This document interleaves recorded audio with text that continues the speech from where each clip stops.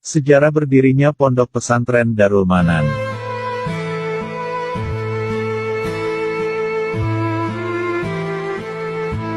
Pada kisaran abad 19 terdapat seorang alim dari desa Karangduwak, Arosbaya, yang terkenal zuhud dan wirai. Beliau adalah Kiai Khalilur Rahman bin Muni. Dalam sebuah riwayat disebutkan bahwa beliau dilahirkan pada tahun 1850 Masehi. Saat berusia kurang lebih 24 tahun, Kiai Khalilur Rahman mempersunting seorang perempuan dari desa Tambaksara bernama Nyai Muidah, kelak dikenal dengan sebutan Mbok Lombung. Pernikahan Kiai Khalilur Rahman dengan Nyai Muidah ini dikaruniai 3 orang anak, yakni Muridan, Abdul Manan, Aisyah, Isa. Sebagai orang yang memiliki ilmu mumpuni, beliau berkeinginan untuk nasyirul ilmi, menyebarkan ilmu. Akhirnya beliau membangun sebuah langgar atau surau yang bisa dikatakan sangat megah pada saat itu, yang terletak di sebuah dusun terpencil bernama Mongmong, tanda kurang lebih 1,5 km dari desa Karangduwak. Surau inilah yang menjadi cikal bakal berdirinya Pondok Mongmong atau yang saat ini bernama Pondok Pesantren Darul Manan. Dalam mendidik putra-putranya, beliau dikenal sangat disiplin. Ini terbukti dengan kealiman 2 putra beliau yaitu Kiai Abdul Manan dan Kiai Muridan. Sebelum Kiai Khalilur Rahman berpulang ke Rahmatullah, beliau menunjuk putranya yang bernama Abdul Manan untuk melanjutkan estafet perjuangan beliau. Jauh sebelum itu, Kiai Khalilur Rahman telah mendidik Kiai Abdul Manan dengan sangat ketat. Bahkan kitab Alfiyah Ibnu Malik, kitab ilmu gramatika Arab yang cukup sulit, Abdul Manan mudah menghatamkannya di hadapan sang ayah. Melihat hima atau cita-cita Abdul Manan yang sangat tinggi, maka Kiai Khalilur Rahman mengutus Abdul Manan muda untuk berguru kepada ulama karismatik saat itu, yakni Syekhona Muhammad Khalil Demangan, waliullah yang menjadi guru dari mayoritas kiai di Nusantara. Di Demangan, selain menimba ilmu, beliau juga dipercaya menjadi kusir Kiai Khalil. Tentunya banyak ilmu yang didapat langsung dari Syekhona Khalil. Di samping berguru kepada Syekhona Khalil, Kiai Abdul Manan juga menimba ilmu kepada Kiai Abdul Munim Jagalan. Kiai Abdul Munim sendiri dikenal sebagai seorang hafiz yang sangat bagus bacaan Qur'annya. Konon santri Syekhona Khalil yang ingin belajar Al-Quran oleh Syekhona disuruh belajar kepada Kiai Abdul Munim Jagalan. Di samping berguru kepada 2 kiai dari Bangkalan, Abdul Manan muda juga belajar kepada Kiai Abdul Aziz Sebaneh. Di Pondok Sebaneh inilah kisah unik terjadi. Pada saat itu, Kiai Abdul Aziz memerintahkan salah seorang santri untuk menggali sumur. Namun, setelah air sumur muncul, bukan air tawar yang menyumber, akan tetapi air asin. Lalu Kiai Abdul Aziz memerintahkan santri yang lain untuk menggali lagi sumur yang baru, akan tetapi air yang menyumber tetap saja asin. Begitu pula seterusnya. Namun pada giliran Abdul Manan, keajaiban muncul. Air yang keluar dari sumur yang digali oleh Abdul Manan tidak asin, akan tetapi air tawar. Tentu hal ini membuat santri yang lain menjadi kagum. Akhirnya sejak saat itu, kealiman Kiai Abdul Manan mulai tampak. Maka tidak salah apabila Kiai Khalilur Rahman memilih Kiai Abdul Manan untuk meneruskan perjuangan dakwah beliau. Setelah kepergian ayahandanya, Kiai Abdul Manan harus berdakwah dan melayani masyarakat menggantikan peran sang ayah. Dalam mendidik, beliau sangat tekun dan telaten, hingga akhirnya banyak masyarakat sekitar yang ingin mendalami ilmu agama kepada beliau. Bahkan tidak jarang, warga yang jauh dari Mongmong juga ingin berguru kepada beliau. Akhirnya pada sekitar tahun 1900-an, dalam sebuah riwayat disebutkan 1907, beliau menyediakan 4 kamar untuk santri yang membutuhkannya. Pada saat itu belum ada pendidikan yang struktural, belum ada yang namanya sekolah. Namun, dengan kesabaran dan penuh keikhlasan beliau senantiasa mulang siapa saja yang ingin belajar dan mengetahui ilmu agama. Perjuangan beliau dibantu istri tercinta Nyai Salamah.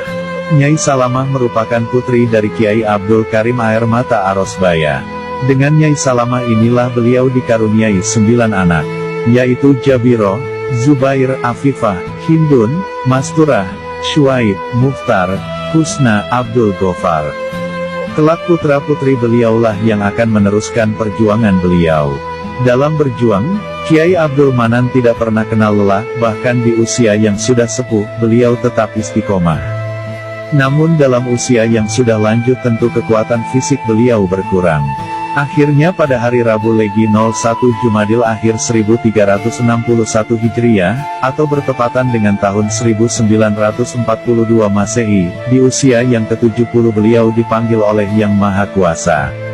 Innalillahi wa inna ilaihi rojiun.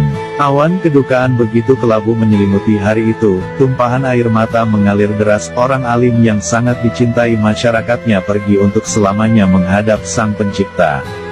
Seperti itulah potret orang alim seperti Kiai Abdul Manan. Dengan keikhlasan dan penuh kasih sayang, beliau mengabdikan seluruh jiwa raganya untuk melayani masyarakat. Orang seperti inilah yang perlu kita teladani. Walaupun tak sepenuhnya seperti beliau, setidaknya kita bisa meneladani sepercik dari keikhlasan dan kesabaran dalam mendidik umat. Walhasil, semoga kita semua diakui sebagai santri beliau dan dipertemukan di surganya, amin. Kepergian Kiai Abdul Manan menyisakan kesedihan yang amat dalam bagi keluarga maupun masyarakat. Namun bukan berarti pesantren peninggalan beliau juga selesai. Perjuangan dakwah Kiai Abdul Manan dilanjutkan oleh putranya yang bernama Zubair. Kiai Zubair sendiri merupakan anak kedua Kiai Abdul Manan. Seperti yang telah disebutkan sebelumnya, pernikahan Kiai Abdul Manan dengan Nyai Salama dikaruniai 9 anak, yakni 1. Jabiro, ibu dari H. Mahfuz Surabaya. 2. Zubair. 3. Afifah, wafat saat usia muda. 4. Hindun, ibu dari Haja Musriyah Podak. 5. Masturah, ibu dari Haja Muslihah Momong. 6. Syuaib, wafat saat usia muda. 7. Muftar. 8. Husna, ibu dari Haja Muzai. 9. Abdul Gofar, wafat saat usia muda. Seiring berjalannya waktu, para santri yang ingin menimba ilmu di Pondok Momong semakin membeludak.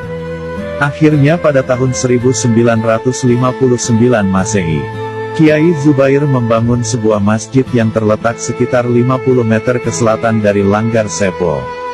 Disusul pembangunan jeramba untuk para santri yang bermukim di pesantren. Semakin banyaknya santri, tentu tidak semua santri berusia sama dan kemampuannya berbeda-beda, maka dibutuhkan pendidikan yang berjenjang. Oleh karena itu, pada tahun 1967 Kiai Zubair mendirikan Raudatul Atfal, setingkat TK, dan Madrasah Ibtidaiyah dibantu oleh menantunya yang bernama Haji Galib Abdul Hamid. Dan pada tahun 1985 Masehi, Kiai Zubair mendirikan Madrasah Sanawiyah dibantu oleh menantunya yang bernama Kiai Haji Muzayin Mahrus, suami dari Nyai Hajah Ahizah Zubair. Setelah berdirinya lembaga pendidikan yang berbasis kitab kuning ini, maka tercetuslah nama Miftahul Ulum. Sejak saat itulah Pondok Momong dikenal dengan nama Pondok Pesantren Miftahul Ulum Momong. Pada kisaran tahun 1980-an, Kiai Zubair membangun masjid yang lebih besar, karena tidak muatnya masjid yang lama menampung jamaah. Masjid yang baru ini selesai dibangun pada bulan Oktober tahun 1983, kemudian dilanjutkan dengan pembangunan menara yang hingga saat ini berdiri kokoh. Setelah berkembang pesatnya pondok pesantren Miftahul Ulum, maka untuk mengenang jasa Kiai Haji Abdul Manan pada tahun 1989, digantilah nama Miftahul Ulum menjadi Darul Manan, dan diresmikan oleh Menteri Agama RI saat itu, Haji Munawir Syazili MA. Sejak saat itulah nama pondok pesantren Darul Manan digunakan hingga sekarang. Orang seperti inilah yang perlu kita teladani, walaupun tak sepenuhnya seperti beliau, setidaknya kita bisa meneladani sepercik dari keikhlasan dan kesabaran dalam mendidik umat. Walhasil, semoga kita semua diakui sebagai santri beliau dan dipertemukan di surganya, amin. Dirangkum dari sumber Jerambah, Momong.